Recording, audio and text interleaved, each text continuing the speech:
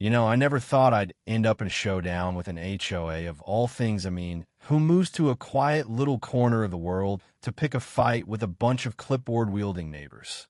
My name's Tom Harlan, retired after 30 years in state agricultural oversight, and all I wanted was a patch of dirt, a few fruit trees, and the kind of peace you can't find in a city office.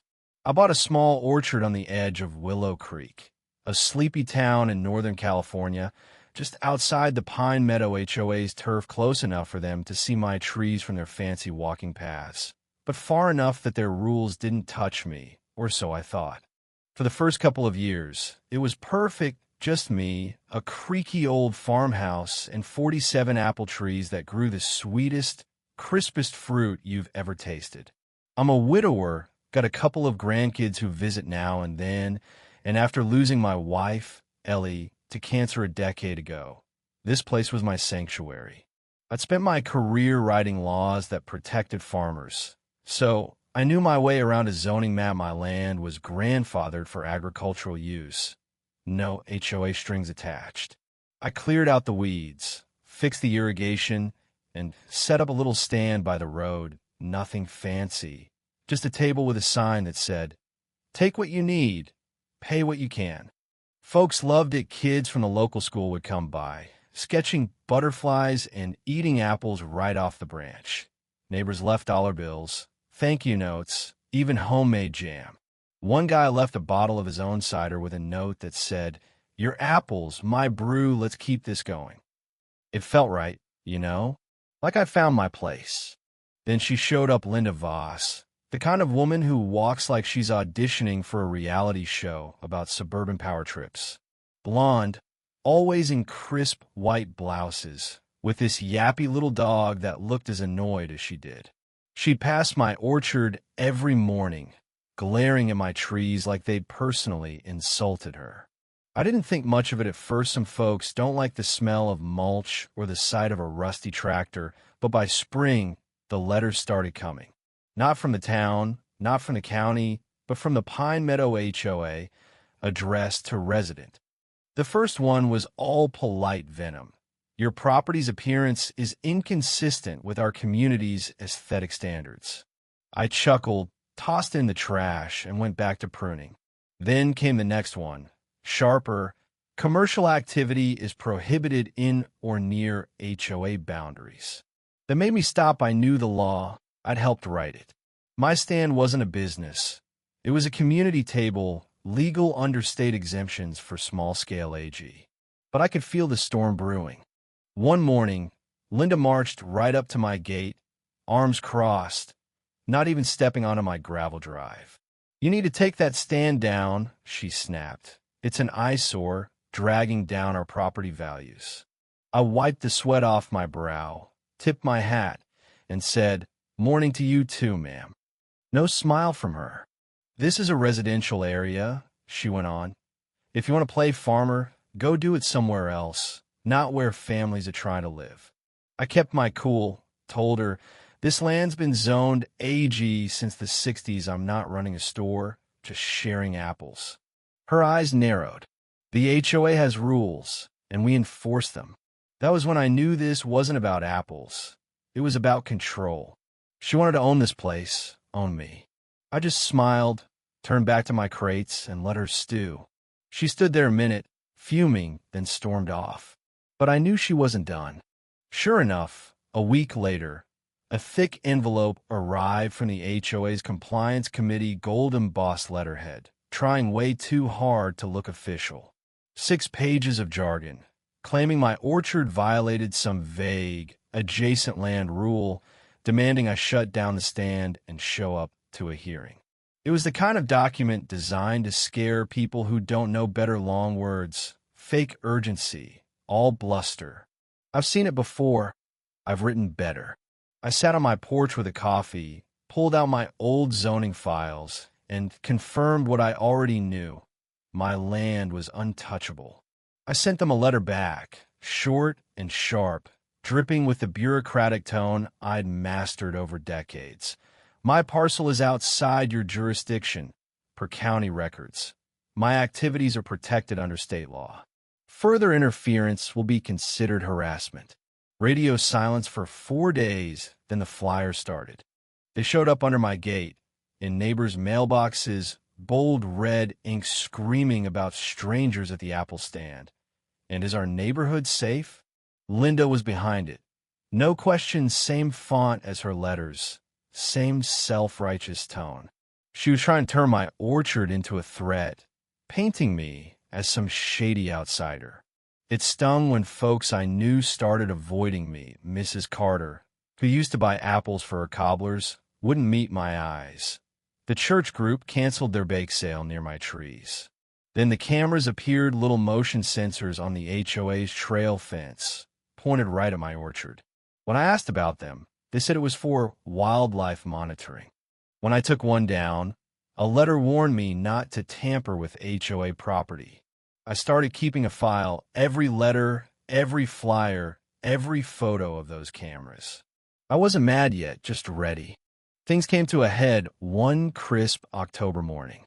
I was setting up for a school group, third graders, excited to pick apples and learn about bees.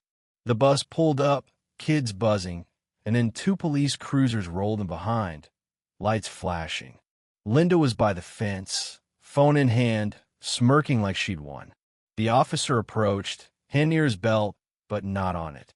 "Sir, we've got a report of unauthorized commercial activity involving kids. Can we talk?" I looked at the bus, the kids' faces pressed to the windows, then at Linda, and said, "Sure, officer, but you might want to run my name first." He raised an eyebrow, pulled out a notepad. "Name?"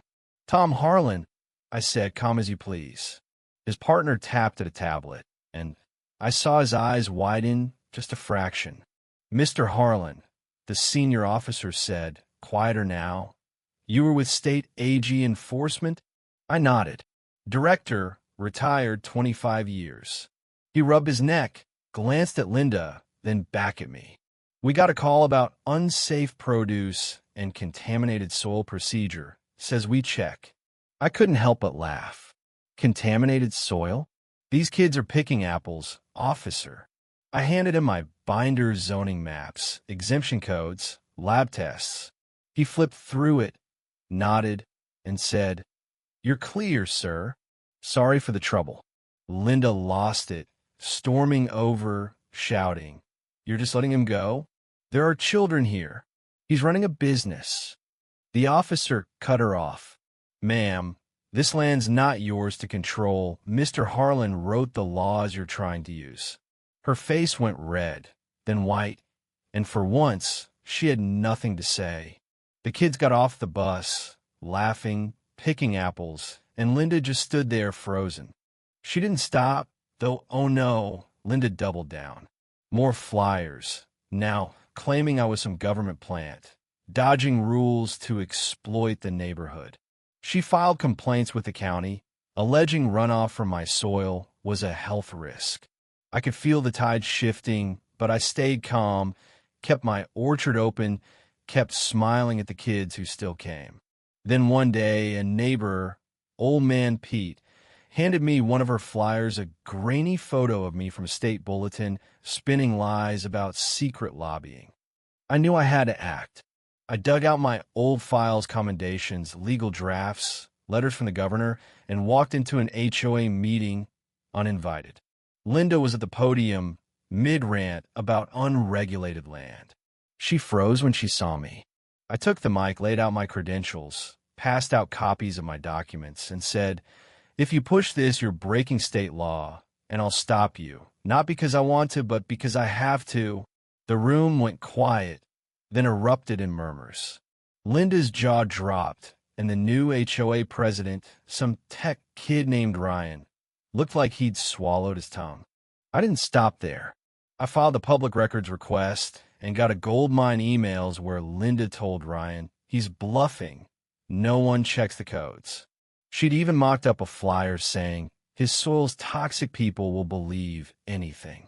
I sent it all to a journalist friend, Clara, who ran a story that went viral. "Orchard owner fights HOA tyranny." Suddenly, I wasn't alone. Neighbors came back, bringing pies, rescheduling events. The county held a public hearing, and when I stood up with my binder, the crowd, teachers, farmers, even Pastor Jim clapped before I said a word. Linda tried to speak, but the panel shut her down, citing her emails as concerning. She was voted off the board 6-1. Her lawsuit against the HOA flopped, exposing more of her lies. She targeted others too: a single mom, a vet, anyone who didn't bow to her. The paper ran a headline: HOA leaders' abuse of power unraveled. Linda moved away, her name mud. The orchard became something bigger after that. I turned it into a community trust, open for school trips, veteran picnics, cider nights. We built benches, a swing, a trail with plaques about the trees. One read, "This place stood firm against storms of will let it teach us to grow deep." Kids drew pictures, calling it Tom's Peace Grove. I spoke at a state forum, helped draft a bill to rein in HOAs, not to fight, but to plant something lasting. One night, under the stars, with my dog Rusty by my feet and cider in my hand, I thought about Ellie. She'd have said, "You didn't just save the trees, Tom. You saved the people." And maybe she was right. But here's the thing: Linda's gone. But there's always another Linda out there, someone who thinks control is the same as care. So I ask you, what would you do if someone tried to take your peace? Would you fight loud, or would you stand quiet? Let the truth do the talking? Drop a comment. Tell me your story. Have you faced an HOA like this? Let's keep this conversation growing, just like my apples.